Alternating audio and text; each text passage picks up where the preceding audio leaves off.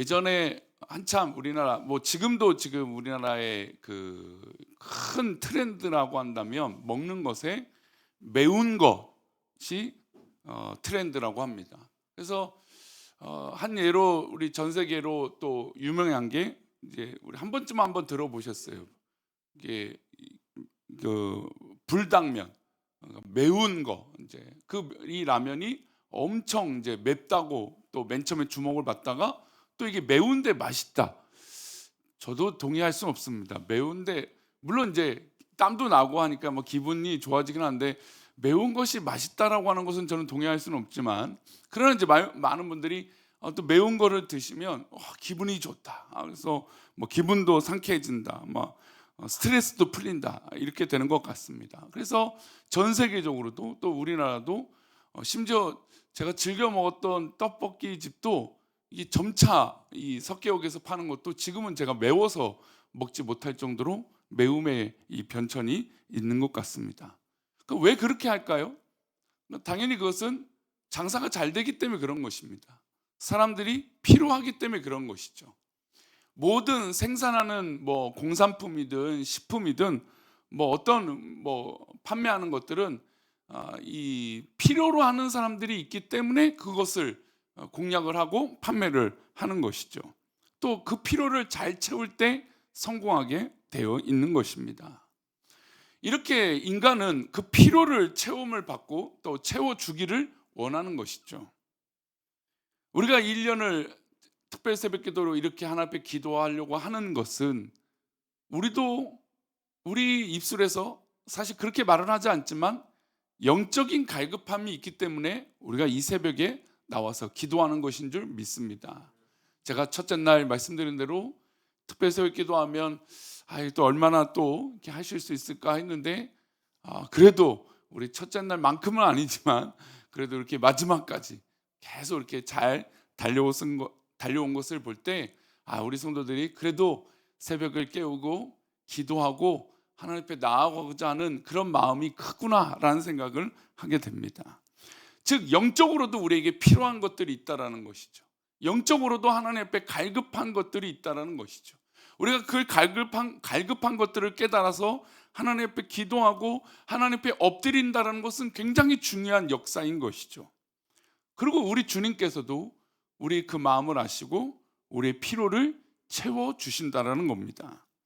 오늘 본문은 기적들이 나타납니다. 기적들이 나타나는데 예수님이 어떤 마음으로 이들을 여기시는지, 그리고 이들에게 어떤 필요를 채워주시는지 알 수 있는 장면입니다.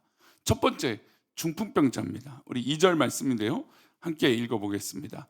침상에 누운 중풍병자를 사람들이 데리고 오거늘 예수께서 그들의 믿음을 보시고 중풍병자에게 이르시되 작은 자야 안심하라 내 죄 사함을 받았느니라. 예수님께서 침상에 누인 이 중풍병자를 보고 그들의 믿음을 보셨다고 했어요. 첫 번째, 예수님께서 우리에게 우리의 갈급함과 우리의 필요를 채우실 때 우리에게 뭘 먼저 보시느냐? 첫 번째 뭡니까? 믿음을 보시는 거예요. 이 중풍병자를 데리고 왔던 친구들, 사람들이 너무 많아서 도저히 안 되니까 지붕을 뜯어서 자기 친구를 그 누운 채로 내려보냈던 그 친구들의 모습, 또 이 누워있는 중풍병자의 모습, 그들의 가장 중요한 모습 중에 예수님께서 기뻐하시는 건 바로 믿음의 모습이라는 겁니다. 우리의 영적인 모습에 하나님 앞에 갈급한 그 영혼의 시작은 바로 믿음의 갈급함이에요. 하나님, 내가 믿음이 있기를 원합니다. 내가 믿음으로 이 상황을 판단하고 내가 믿음으로 네 환경을 들여다보기 원합니다. 내 문제를 들여다보고 내 판단들을 들여다보고 내가 하고자 하는 일들을 믿음으로 들여다보고 싶습니다. 이게 바로 첫 번째 시작이에요. 예수님도 그 믿음을 보셨다라는 겁니다. 그리고 두 번째, 본문 말씀 3절 말씀 다시 띄워주시면 믿음을 보시고 중풍병자에게 이르실 때 뭐라고 말씀하십니까? 작은 자야 안심하라. 예수님은 이들에게 또 이 중풍병자의 불안함을 보셨던 거예요. 우리가 신앙생활 하다 보면 때론 불안감이 있을 때가 있어요. 염려가 있죠.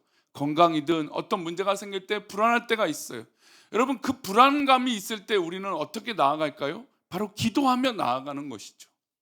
주님께 기도하러 나아가고 믿음으로 나아가면 예수님께서는 우리에게 무엇을 주시느냐? 바로 안심과 평안을 주신다라는 겁니다. 그래서 성경의 많은 부분에서 평안이라고 하는 단어가 많이 등장하죠. 왜 평안이 등장할까요? 바로 우리의 불안감과 인간이 어찌할 수 없는 그 연약함을 우리 하나님께서 강력한 능력으로, 전능하신 그 힘으로 우리에게 평안과 기쁨을 주시기 때문입니다. 중풍병자 하면 얼마나 사람들에게 소외감을 받았을까요? 심지어 이 사람은 친구의 도움이 아니면 이 자리에 나아갈 수 없었던 그런 사람입니다. 여러분, 그런 삶을 살다 보면 얼마나 소외되고 얼마나 의기소침해지고 얼마나 가슴을 졸이고 살지 않겠습니까? 하루 이틀 가면 내 삶이 어떻게 될지 모르는 그런 불안감 가지고 살아갔던 사람이 바로 이 중풍병에 걸린 사람이었을 것입니다. 그런데 예수님께서는 이의 믿음을 보시고 그에게 안심하라 라고 말씀하셨어요. 그리고 그의 믿음을 보시고 이렇게 말씀하세요. 내 죄 사함을 받았느니라. 예, 맞습니다. 예수님께서 하실 수 있는 것, 우리에게 선물로 주신 것, 우리의 죄를 사하여 주신 것입니다. 우리가 특별 새벽 기도로 하나님 앞에 구분하여 드리고 하나님 앞에 기도하고 하나님 앞에 이렇게 시간을 드리는 것은 우리 주님께서 우리의 필요한 것들을 아시고 우리의 모든 영적인 문제를 해결하여 주신 줄 믿습니다. 그게 뭡니까? 바로 우리의 죄의 문제 아닐까요? 우리의 죄의 문제를 우리 주님께서 해결하여 주신다는 겁니다. 그리고 여기서 우리가 주목할 것은 예수님의 관심이에요. 예수님의 관심은 우리의 믿음인 것이고 우리의 연약함인 것이고 또 우리의 죄인 것을 우리 주님의 모습 가운데 그 관심으로 볼 수 있는 것입니다. 우리는, 인간들은, 사람들은 외면에 관심을 갖습니다. 그래서 그 외면이 어떤지, 물론 그 외면이 중요하겠죠. 그러나 중요한 예수님의 마음 가운데 관심은 우리의 내면이라는 거예요. 이 중풍병자가 예수님께 나올 때 그조차도 너무나 불안하고 염려가 많았을 거라는 거죠. 그런데 예수님은 그 모습을 보고 믿음을 보시고 안심하라, 내 죄 사함을 받았느니라고 하는 이 내면의 영적인 문제에 관심을 가지고 계셨다는 겁니다. 그렇다면 우리들도 올 한 해 살아가면서 어떤 빛이 될 것인가, 내가 이 빛으로 어떻게 살아갈 것인가, 이 영적인 고민과 하나님 앞에 기도함이 있으시기를 축원합니다. 두 번째, 우리 주님께서 중풍병자와 친구들의 소원들을, 그 육체의 질병을 고쳐주시고 이렇게 또 말씀하십니다. 6절 말씀입니다. 함께 읽겠습니다. 그러나 인자가 세상에서 죄를 사하는 권능이 있는 줄을 너희로 알게 하려 하노라 하시고 중풍병자에게 말씀하시되 일어나 내 침상을 가지고 집으로 가라 하시니, 예, 세상 사람들은 이렇게 예수님을 평가합니다. 예수님에 대해서 당신이 무엇인데 죄 사할 능력이 있는가라고 그렇게 생각을 합니다. 그런 보이는 능력, 그런 보이는 어떤 그런 관심사들, 세상 사람들은 그렇게 갖고 있지만 예수님은 그 죄 사함을 얻었다, 죄 사함을 받았다라고 말씀하신 이유는 예수님이 이 땅에 오신 가장 궁극적인 목적인 예수님에게 죄를 사할 능력이 있다는 걸 보여주시기 위함이라는 겁니다. 그럼 왜 죄 사함을 받는 것이 왜 중요할까요? 바로 우리 영혼의 구원에 관심을 가지고 계신다는 겁니다. 예수님의 처음부터 마지막까지의 관심은 우리 영혼이 하나님 앞에 구원을 얻기 위하여, 구원받기 위하여 그 관심이 있으시다라는 겁니다. 그래서 예수님은 병든 자야 일어나라, 고쳐졌다라고 말씀하신 것이 아니라 너의 죄가 사하여졌다라고 말씀하신 이유가 바로 여기에 있다라는 겁니다. 여러분, 우리의 육체가 아무리 건강해지고 우리가 이 땅에서 다른 사람들과 비교해서 아무리 잘 산다고 할지라도 만약에 우리의 영혼이 병들고 우리 영혼이 구원받지 못한다면 여러분, 이거보다 더 큰 문제가 어디 있겠습니까? 그러니 예수님은 가장 중요한 문제, 가장 시급한 문제, 가장 예수님이 이 땅에 오신 그 궁극적인 목적인 우리의 죄를 사하시는 데에 목적이, 관심이 있으시다는 겁니다. 중풍병자를 고치신 후 예수님이 또 다른 사람을 만나십니다. 또 다른 사람을 만나는데 바로 세리 마태를 만나세요. 주님은 그곳에서 마태를 제자로 부르십니다. 근데 그 당시 정서상, 이스라엘 백성들의 정서상 이것은 용납할 수 없었던 일입니다. 왜냐하면 세리라고 하는 것은 자신들의 정말 그 수고와 땀과 그 열심들을 빼앗아가는 사람이라고 생각했기 때문이에요. 게다가 마치 우리는 일제의 압제 가운데 매국노 하면 막 화가 나고 속이 상하잖아요. 마치 그런 것처럼 세리라고 하는 직업은 그런 상황과 같은 사람들이었습니다. 그런데 예수님이 누구를 만나십니까? 이 세리를 만나세요. 게다가 마태는 주님의 부르심을 응답했고 그 후에 마태의 친구들을 불러 잔치를 벌이고 있습니다. 근데 그게 바로 10절이에요. 함께 읽겠습니다. 예수께서 마태의 집에서 앉아 음식을 잡수실 때에 많은 세리와 죄인들이 와서 예수와 그의 제자들과 함께 앉았더니, 세리 마태만 있었던 것이 아니라 세리의 친구들, 그 세리의 친구들이 누구겠습니까? 또 다른 세리겠죠. 그러니 많은 세리들이 왔습니다. 심지어 사람들이 생각할 때 죄인인 그 사람들까지도 이 집에 불려 모아졌던 거예요. 근데 그 가운데 누가 계십니까? 예수님과 그의 제자들이 있었던 겁니다. 그 당시 사람들이 생각했던 죄인들은 많은 어려운 일들을 하는 사람, 사회적으로 소외받았던 사람들을 죄인으로 여겼던 것입니다. 그러나 주님은 그렇게 사회적으로 소외되고 억울하고 또 이런 일들을 하는 사람들을 그 겉으로 보이는 모습으로 평가하지 않으셨다는 겁니다. 예수님은 철저하게 그들의 영혼에 관심을 가지셨던 것이죠. 예수님은 제자들과 함께 이 세리와 창기들과 함께 식사를 하시면서 그들의 영혼에 관심을 가지셨던 겁니다. 겉모습만 보면 가장 악하고 약하고 더러운 사람들이 예수님과 함께 식사를 하고 있었던 겁니다. 예수님께서 이런 그들의 모습과 그들과 함께 식사하셨던 모습은 무엇일까요? 그들이 바로 죄인이기 때문에 그렇습니다. 우리가 왜 새벽 예배 나와 하나님 앞에 기도하고 하나님 앞에 부르짖는 이유는 우리가 죄인이기 때문에 그런 거예요. 우리가 죄인이기 때문에 주님을 만나는 것이고 우리가 연약하기 때문에 지금 기도하는 거예요. 그러나 여러분, 세상에서 여러분들 뭐가 연약해요? 뭐가 부족합니까? 여러분들 잘 살고 있고 훌륭한 역할들을 하고 있어요. 그러나 중요한 건 우리 영혼이 문제가 있다라는 겁니다.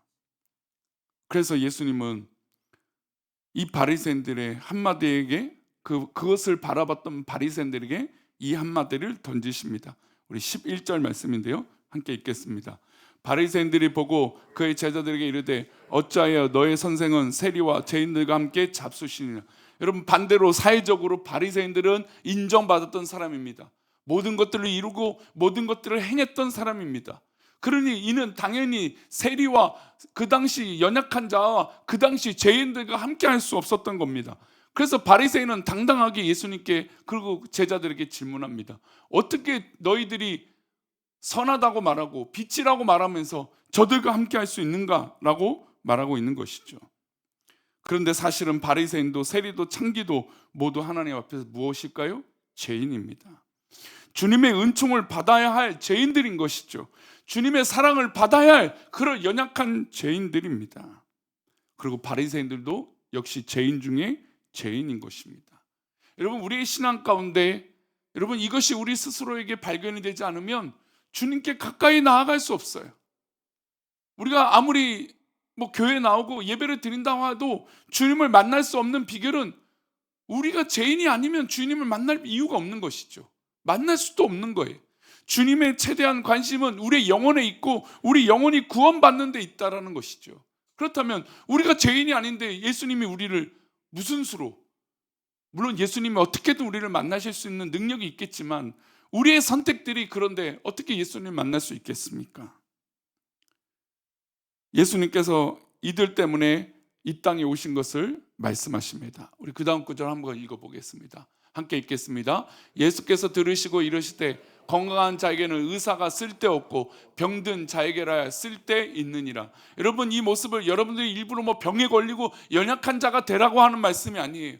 이 말씀은 영혼에 있다라는 것을 잊지 마시기 바랍니다. 예수님의 관심은 물론 우리의 병든 것, 실제적으로 우리의 연약한 것, 우리가 뭔가 부족한 것, 그것도 우리 주님이 관심이 있으시지만 가장 중요한 건 우리의 영혼이 병들었다는 것을, 그것에 관심이 있으신 분이 바로 우리 주님이시라는 겁니다. 그래서 예수님은 의원이 건강한 자에겐 필요 없다, 연약한 자, 예수님이 이 땅에 오신 것은 병든 자, 바로 우리 죄인, 우리 이 연약한 모습 때문에 이 땅에 오셨다는 것을 말씀하신 것이죠. 그러니 여러분, 우리가 왜 빛이 됩니까? 왜 우리가 이 새벽에 나와 기도합니까? 바로 우리 스스로 빛이 될 수 없는데 주님의 사랑을 받아서 우리가 빛이 되고, 주님의 은혜를 받고 은총을 받아서 우리의 문제들이 해결되고, 아멘, 우리의 기도 제목들이 응답이 되어지고, 우리가 이 땅에 그냥 살아가는 것이 아니라 하나님의 은혜로 살아가고, 우리가 이렇게 마음껏 예배할 수 있는 이 놀라운 은혜가 있고, 무엇보다 하나님의 구원의 은혜를 받았기 때문에 이 자리에 있는 거 아닙니까? 우리 주님의 관심은 우리 영혼이 살아나는 것이, 우리 주님의 관심은 우리 영혼이 조금 더 하나님 앞에 서 있기를 바라는 것이죠. 그러니 이 새벽을 일주일 동안 달려온 우리 성도님들, 한 해 동안 우리 주님의 그 사랑을 잊지 마시길 축원합니다. 예수님의 관심과 예수님의 사랑은 우리 영혼의 구원에 있다는 것을 잊지 마시고, 우리의 처음과 우리의 모든 순간이 주님 품 안에 있는 놀라운 은혜가 우리 가운데 있기를 축원합니다. 그래서 예수님의 공로로 우리가 이제 해방되었으니 우리 모든 성도들의 삶에서도 주님의 은혜로 놀랍게 자유하고 해방되어지는 기쁨의 자유가 우리 성도들 삶 가운데 있기를 축원합니다. 할렐루야, 아멘. 기도하겠습니다. 하나님 아버지, 우리 한 주간 하나님 앞에 새벽을 깨우고 기도했습니다.